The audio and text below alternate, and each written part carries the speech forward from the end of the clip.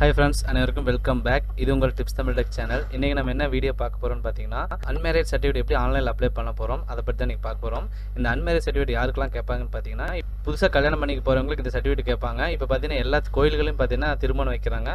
இப்போ பெரிய பெரிய கோயிலில் திருமணம் வச்சிங்கன்னா கண்டிப்பாக பார்த்தீங்கன்னா இந்த சர்டிஃபிகேட் இருந்தால் மட்டும்தான் கல்யாணத்துக்கு வந்து அலோட் பண்ணுவாங்க. சரிங்களா ஃப்ரெண்ட்ஸ், இது பார்த்தீங்கன்னா 2 பேருக்கு எடுக்கணும். அதாவது கல்யாணம் பண்ண போகிற ஆணுக்கும் சரி பெண்ணுக்கும் சரி 2 பேரும் அந்த சர்டிஃபிகேட் எடுத்தாகணும். சரிங்களா ஃப்ரெண்ட்ஸ், இது ஆன்லைனில் எப்படி அப்ளை பண்ண போகிறதா நீங்கள் பார்க்குறோம். ப்ளஸ் பார்த்தீங்கன்னா இது நீங்கள் எல்லாருமே நீங்கள் வீட்டில் இருந்து கூட பண்ணலாம், சிட்டிசன் கூட பண்ணலாம், அப்படி இல்லைனா பக்கத்தில் இருக்கிற அருகில் இருக்கிற ஈஸியாக மையத்தில் கூட பண்ணலாம்.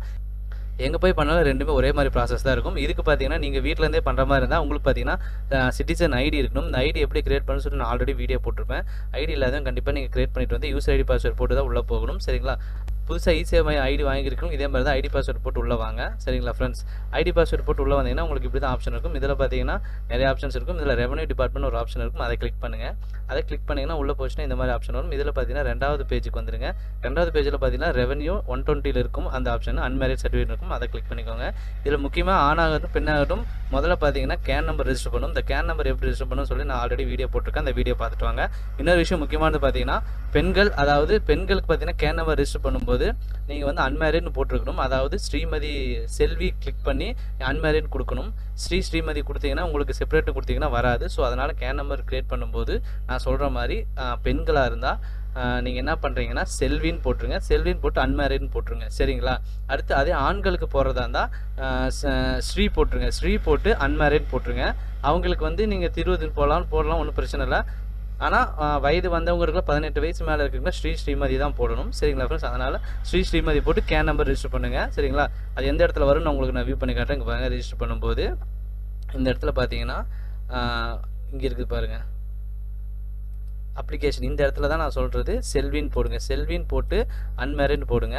அதே ஆணாக இருந்தால் நீங்கள் என்ன பண்ணுறீங்கன்னா ஸ்ரீ போட்டு அன்மேரிட் போட்டுருங்க. சரிங்களா, இல்லை நான் திரு போட்டு பண்ணக்கூடாதுன்னா அதுவும் போட்டு பண்ணலாம். ஆனால் அது பார்த்தீங்கன்னா அன்மேரிட் போட்டும் பண்ணலாம். ஆனால் அது பார்த்தீங்கன்னா கொஞ்சம் பெரியவங்களுக்கு போடுறது. அதனால் 18 வயசு மேலே போகிறவங்களுக்கு ஸ்ரீமதி யூஸ் பண்ணிக்கோங்க. பெண்களுக்கு ஸ்ரீமதி போட்டோம்னா இந்த இடத்துல உங்களுக்கு அந்த ஆப்ஷன் வராது. அதாவது அன்மேரிட்ங்கிற ஒரு ஆப்ஷன் வராது. நீங்கள் வந்து செப்பரேட்னு சொல்லி போய் நீங்கள் அப்ளை பண்ணிங்கன்னா உங்களுக்கு ஆப்ஷன் வராது. ஸோ அதனால் என்ன பண்ணுறீங்க செல்வின்னு போட்டுட்டு அன்மேரிட்னு கொடுத்துருங்க. சரிங்களா ஃப்ரெண்ட்ஸ், இது வந்து முக்கியமான ஆப்ஷனு. மீதி கேன் நம்பர் எப்படி கிரியேட் பண்ணணும் நான் வீடியோவில் சொல்லியிருப்பேன், போட்டுக்கோங்க. கிரியேட் பண்ணிட்டு நீங்கள் என்ன பண்ணீங்கன்னா இதுக்குள்ளே வந்தீங்கன்னா உங்களுக்கு அப்ளிகேஷன் இப்படி தான் இருக்கும்.